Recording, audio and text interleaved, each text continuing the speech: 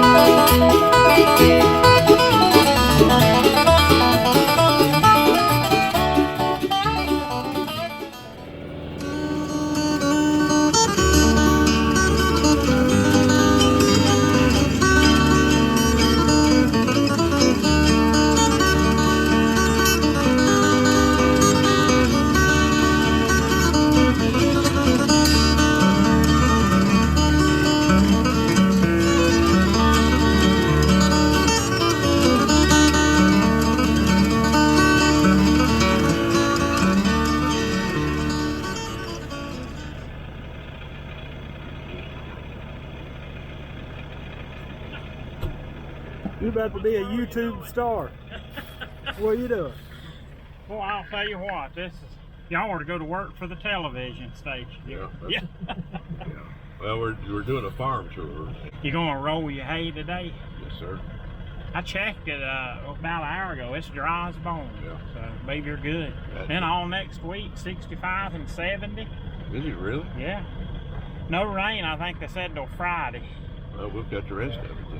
Huh? We've got the rest of Oh it. yeah, shoot. I was just glad it's wind's not blowing today. Well, you so. can get all your peaches sprayed then. Yeah, I can get them done. But I'm gonna tell you what, a week of 65-degree weather, They'll start coming it's out. gonna start pushing them out. Right. Yeah. So anyway, quite a bit of that when it was raked up, wasn't it? Yeah. More than I thought they'd be. So. No, I knew there was going to be a lot of hay in there. It wasn't necessarily high, but it was so thick. Yeah. And it's the best hay that we will have cut all year. It's yeah. Well, let's get back at it and get this wrapped up. We got you on camera now. Oh boy, that'll sell it right there. Yeah. See you, buddy. See ya. This is a roadside elevation view of Hillside. Hillside is 25 acres.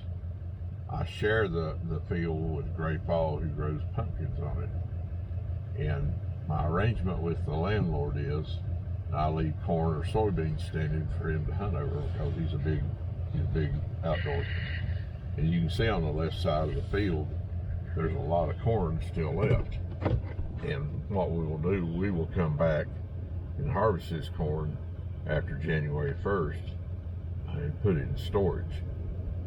And the idea is that, you know, we leave the corn there for the time being.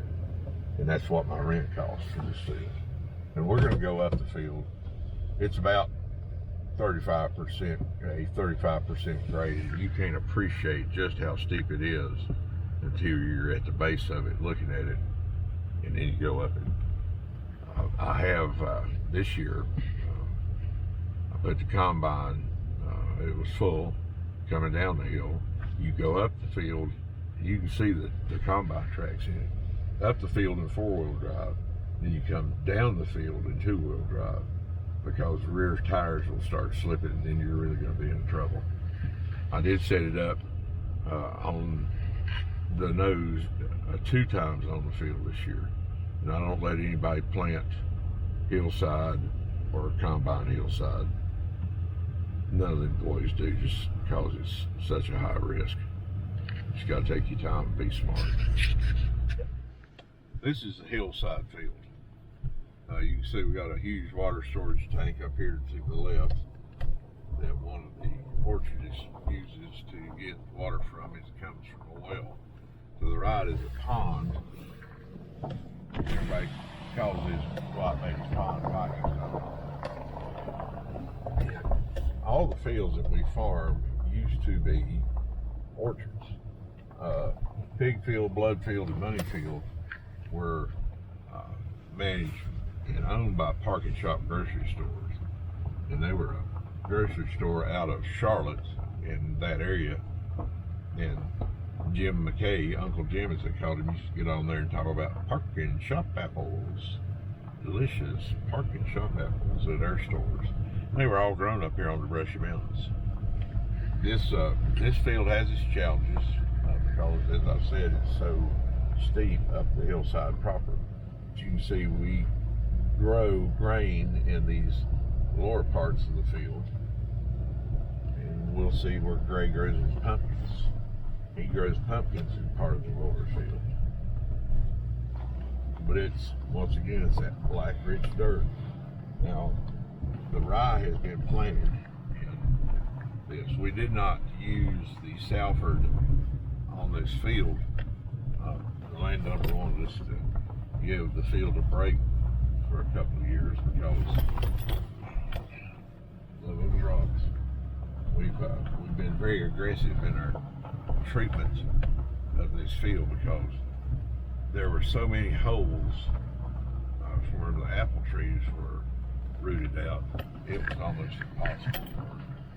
We finally got the field in a good level position. You can see on the left where the corn has been. You can see on the right where the corn has been. You can start seeing Gray's pumpkins that were left that didn't meet the quality standards that he has for his pumpkins. And we just leave them in the field and we'll plow them back into the soil once again for that biomass that we keep talking about. And deer absolutely love pumpkins. Now you can start to get to appreciate the elevation on the hillside. Once again, it's around 32, 35 degrees. I'm using an app on my iPhone, but so measure. Of course, we will have to go forward and drive to get up this monster. But you can tell it's a challenge. And once again, you go up there in a combine, you go up the hill in four-wheel drive, come down in two-wheel drive. I wish we could have used the Salford on the field this year, but it's a wishes of the landowner because we didn't do it. This hill has provided more challenges. This field has provided more challenges in the other field because of the rocks in it. That's, you know, we worked really hard to get them out. We rented a rock picker from a company in Virginia. And what the rock picker does, you go along the surface of the field, and it picks up the rocks, and once again, it leaves the dirt in place. Then you go to the edge of the field and dump the rocks out. A lot of people said I was crazy when I started farming in the brushes, that you couldn't do it. Some things would grow out there. The tractors have been proven wrong. My very nature is to, when I'm facing the challenge, to pull my neck up, lower my shoulders, and drive straight.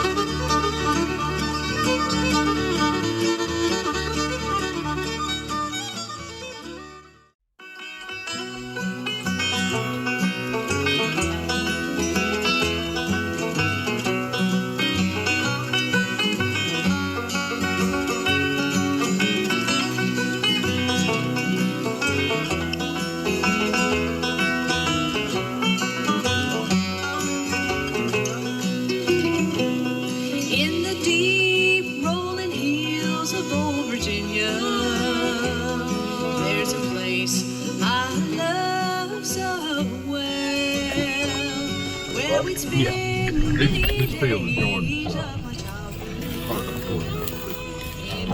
maintained by Gray Tall. Once again, he's a big orchardist up here, and he grows apples on these fields. And a lot of these fields where the trees were planted by his grandfather, who is the foremost authority on apples, trees, and grafting trees. There's one tree up here that's the oldest tree. It's got like 17 different varieties growing on it because Mr. Parker grafted different branches onto it. I think you could probably get a pretty good idea of just how steep this hill is from this view. It's absolutely breathtaking in the view that you have over here. But you can also tell just how steep it really is. You start moving down. You can see over there's pig field. You can see the elevator for the grain center over there on the right, and you can also see the cabin there and the shop building. It's a fantastic view. White dove will mourn in sorrow, the willow will hang her head.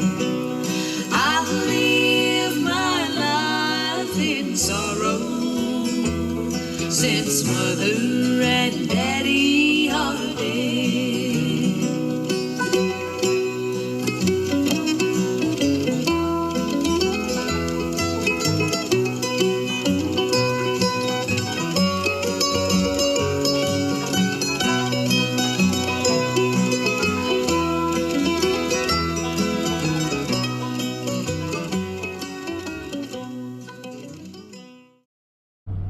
This is the Sharon Adams field.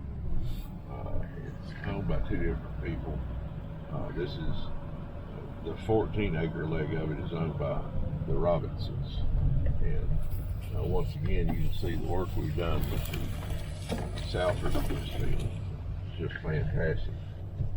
Gray also has apple trees on this field, and once again, this was a apple orchard, like all the fields that we farm are old apple orchards. And it was rough and humpy and hilly, and we used a 20-foot folded bog and cut it real good, and then we came back with the Salford, and it's really made a difference. You see, it's really smooth. Gray's guys are pruning the apple trees right now, and the peach trees. He's got so many trees, it's a challenge to get all that done, and he's working on it. But you can see Gray's guys down there pruning these apple trees. It's a big job to get these trees, all these trees pruning in the winter. Farming doesn't stop. Just because you've harvested crops, it doesn't mean that you're done with work for the year. I grew up on a farm, my family farm. I don't know how many thousands and thousands of hours I spent on the fender of a Massey Ferguson tractor with my uncle at the controls. And funny story, and it's true, when I was probably maybe 4 or 5, I was staying up there. I stayed up there a lot when I was a child. And my uncle heard the tractor crank up one day, and I went down 18. It was in the Mulberry community on that tractor at that, I don't know, 4 or 5 years old. I went to Aylis Brown's store, which was beyond the family farm, and I turned the tractor off, left it in gear so it wouldn't roll off, and I was standing there at the counter, and I had some quarters and stuff, and I was talking to Aylis Brown, who was the proprietor, and I was getting ready to buy candy, and I felt this huge hand on my back. My uncle was a monster of a man. He was huge. His hands looked like canned ham. They were about that big. And he picked me up and turned me around. He says, "Boy, what are you doing?" I said, "Well, I need to come to Aylis' store to buy some candy."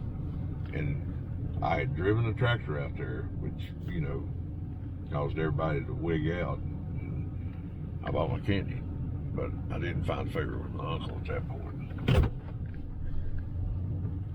I learned to drive it. I guess the bottom line is I learned to drive a tractor at a very young age. I was driving tractors and farm trucks long before I ever had a driver's license. When I was too little to pick up hay bales in the field, my uncle put me to driving. It was a 46 Chevrolet farm truck, big 6-cylinder, straight drive. And he put me to driving it around the fields so the boys could pick up the hay, and I think he paid them a nickel a bale. And I was so small, I had to stand in the floor with my fanny against the seat and change the gears in that old Chevrolet, which was a real hoot. I mean, it was a lot of fun. officer, neighbor, and fellow paramedic John Wiggins. All the people that work for me, except for a couple, are paramedics that work at the local EMS agency. And I started getting these guys to help me to supplement their income because unfortunately paramedics in this area don't make a lot of money. So we started that, and it's really turned out good. Now, everything you've seen up to this point has been row crop fields. Right now we're at about 570 acres total, and we grow a lot of hay. We have one large customer that buys everything we grow, and we picked up in the off season probably, well, we're probably over 600 acres now because we picked up a 24-acre field on Trails End, and we have a small field that we do down there anyway. We picked up a 47-acre field off the mountain, and we picked up another 40-plus acre field that has been cut for hay, but the owners are open to do row crops on.